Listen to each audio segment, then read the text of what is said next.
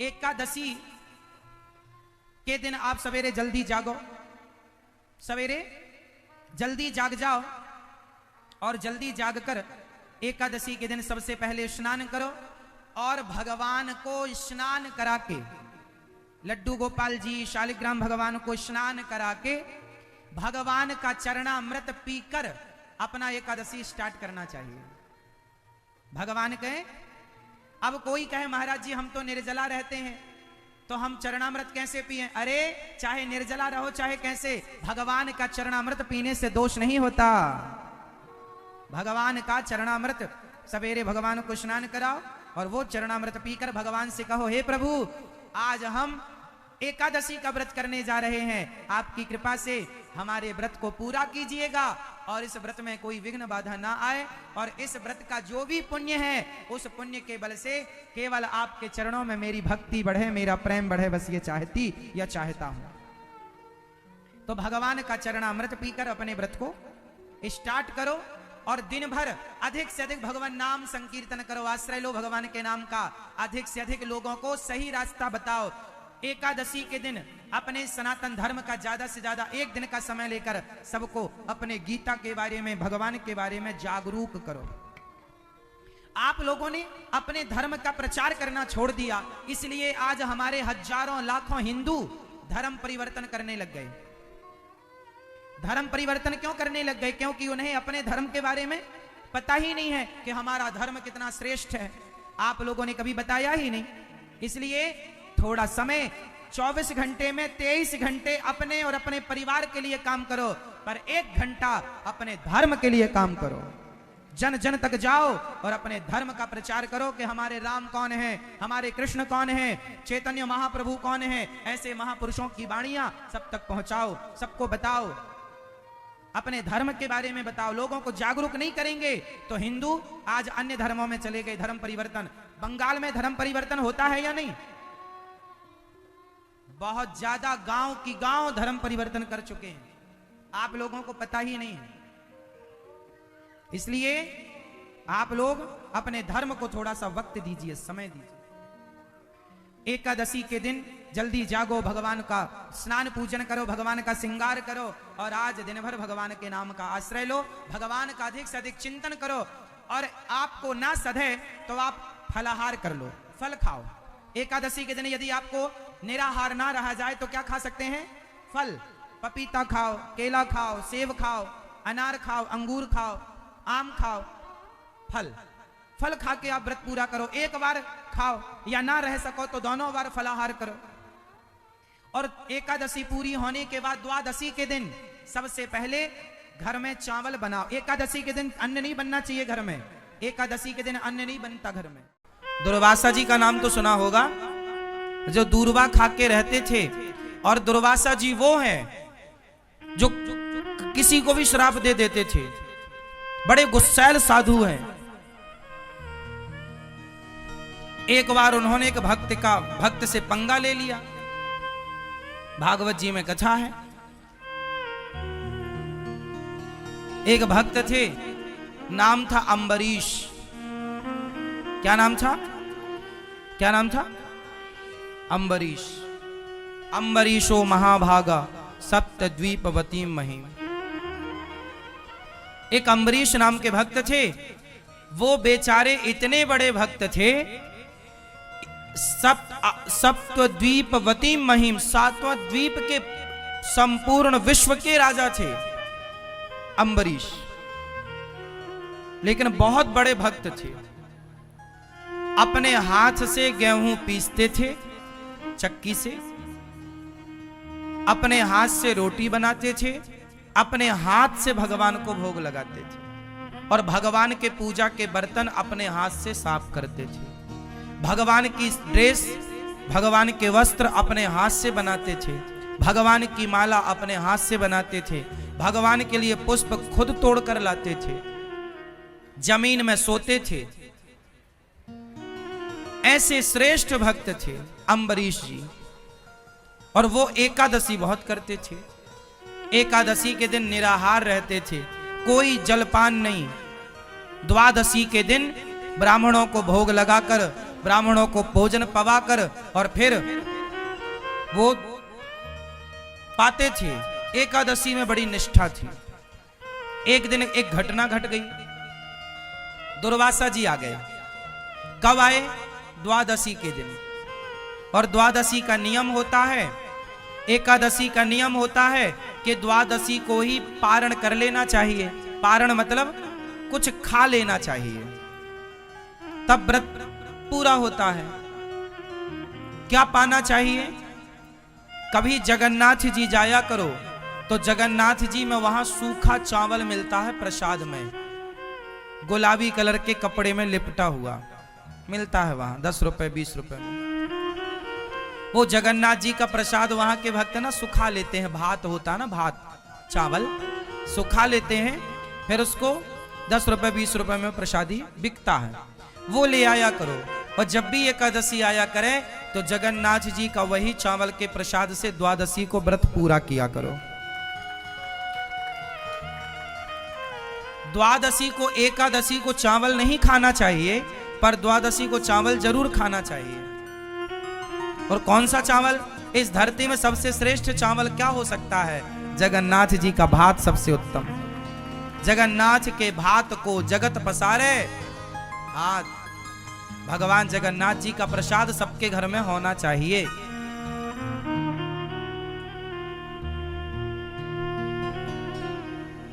हम तो कहते हैं जगन्नाथ जी का प्रसाद अपने घर में ले आओ और 2-2 दाने रोज खाया करो प्रसाद जगन्नाथ जी का।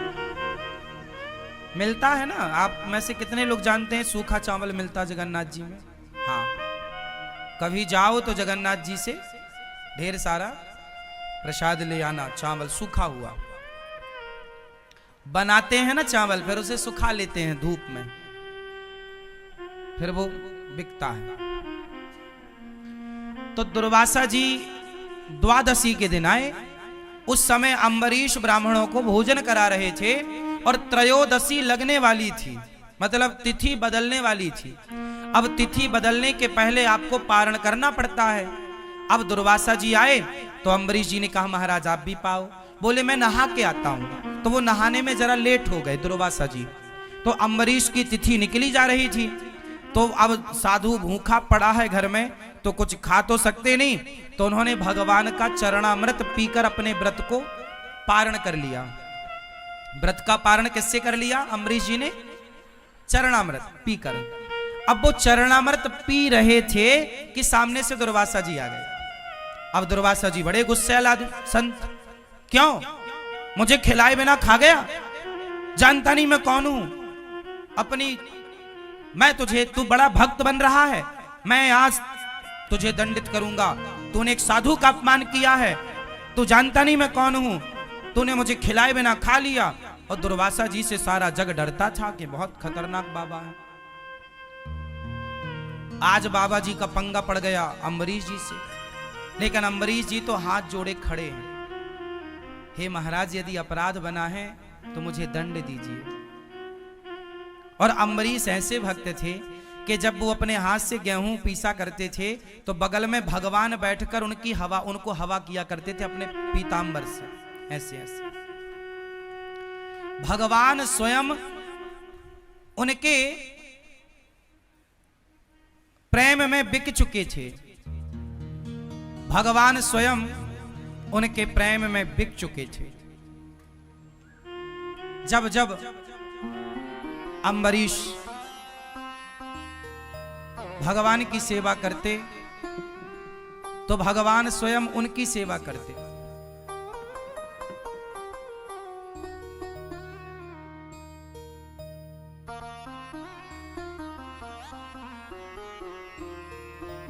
अम्बरीश उनकी सेवा करते और भगवान उनकी सेवा करते।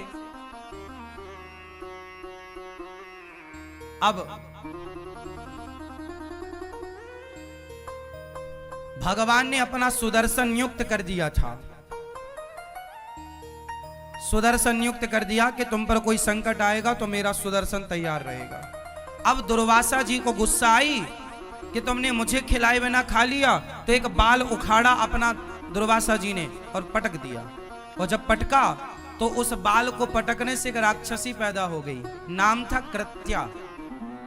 उस कृत्या ने अम्बरीश को नुकसान पहुंचाने के लिए, खाने के लिए दौड़ी, और जैसे ही दौड़ी तो भगवान का सुदर्शन चक्र नियुक्त था, जाकर कृत्या को भस्म कर दिया।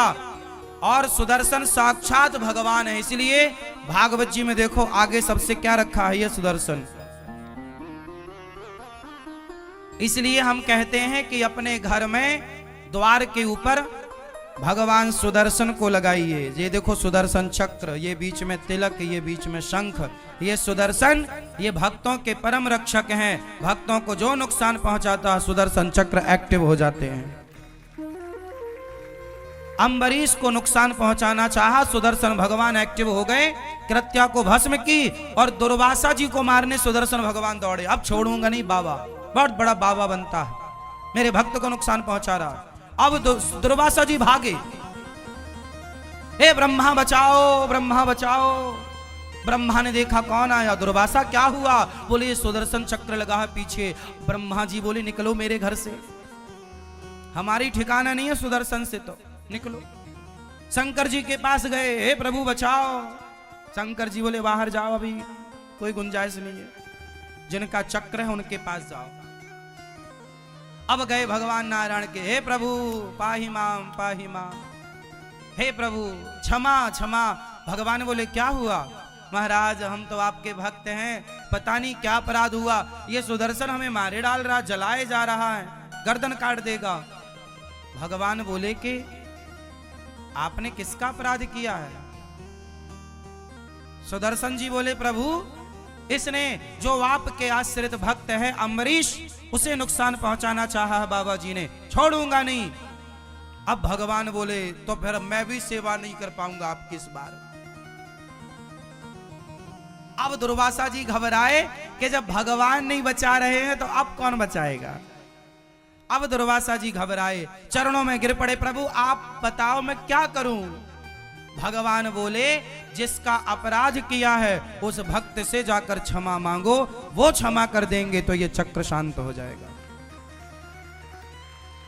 तब दुर्वासा जी दौड़े दौड़े अम्बरीश जी के, तब तक दुर्वासा जी के शरीर जलने लगा, मूंछों के बाल भी कुछ जल गए। दौड़े दौड़े अम्बरीश जी के चरणों में गए। अम्बरीश जी ने देखा महाराज आप तो साधु हैं। अम्बरीश जी ने साष्टांग प्रणाम किया दुर्वासा जी को। दुर्वासा जी ने कहा हे अम्बरीश हमें क्षमा करो, हमने भक्त का अपमान किया है, अपराध किया है।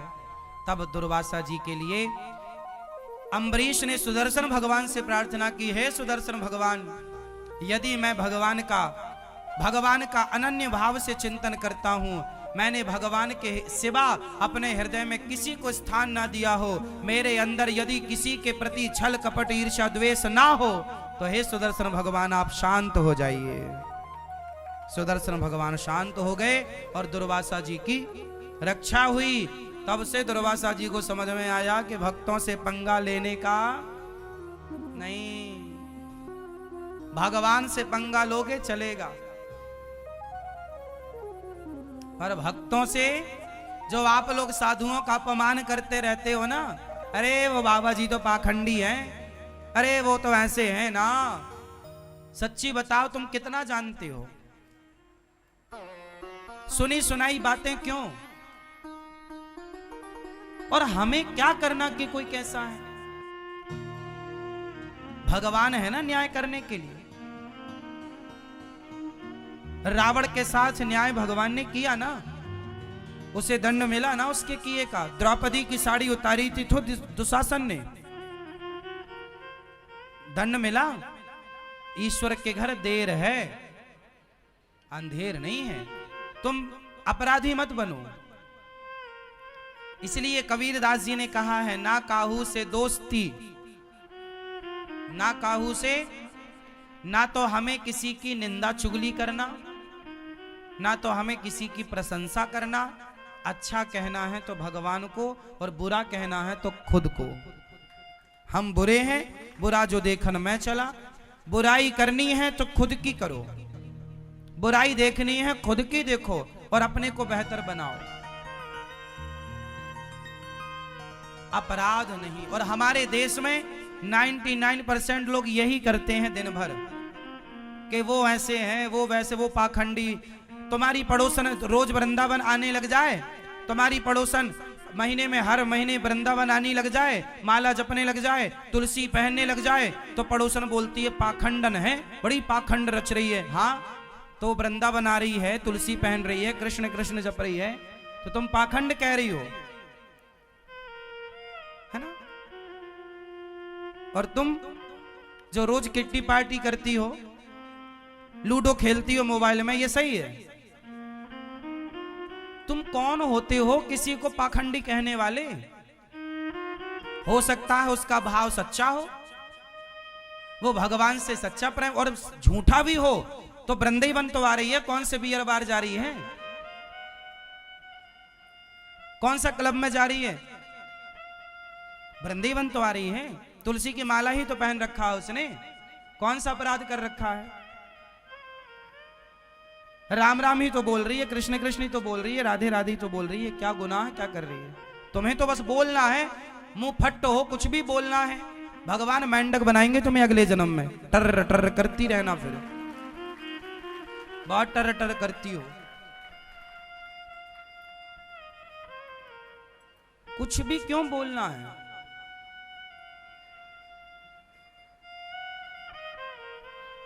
तुम शराबी को कभी ये नहीं कहते कि ये पाखंडी है, शराबी को कभी तुम शराबी नहीं कहते, शराबी की तुम बुराई नहीं करते।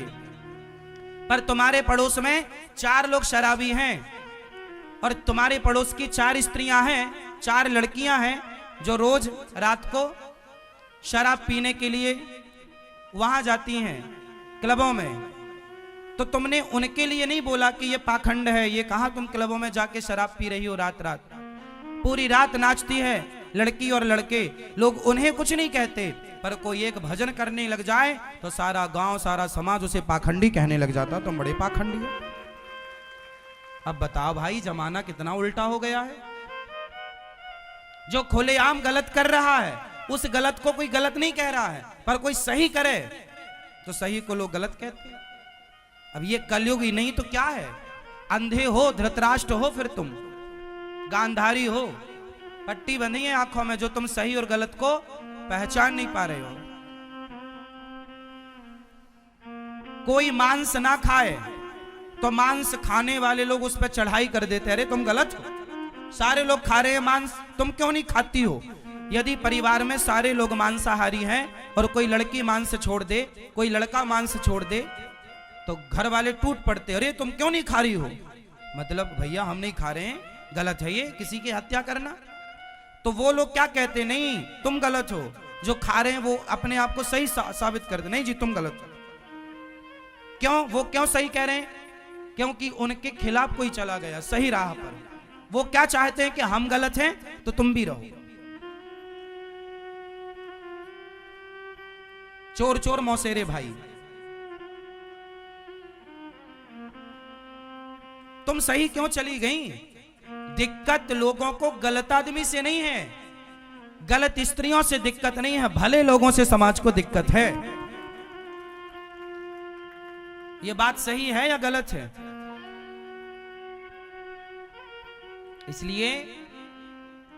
इसलिए दुर्वासा जी ने किसका अपराध किया? जोर से भगवान का या भक्त का?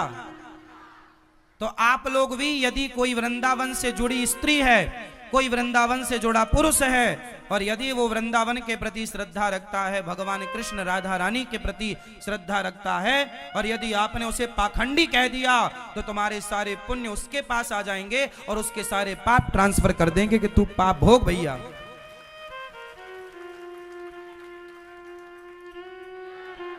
मैं सवाल पूछता हूं आप सबसे मतलब उन लोगों से, आप सबका मतलब है उन लोगों से जो ये शब्द का प्रयोग करते हैं कि तुम पाखंडी हो। भाई क्या पाखंड है? कोई साधु संत बाल बढ़ा लेते हैं, कपड़ा पहन लेते हैं भगवा, तो लोग कहते पाखंडी बाबा है। अरे भाई, भले पाखंड से ही सही वो राम राम तो जप रहा है, दुर्वासा जी का अभिमान समाप्त हुआ। और आज से आपको एक बहुत बड़ी सबक क्या मिली, कथा से क्या सीखा आपने आज? किस अपराध से बचेंगे? किस अपराध से बचेंगे? भक्त के अपराध से। एक पति पत्नी जा रहे थे,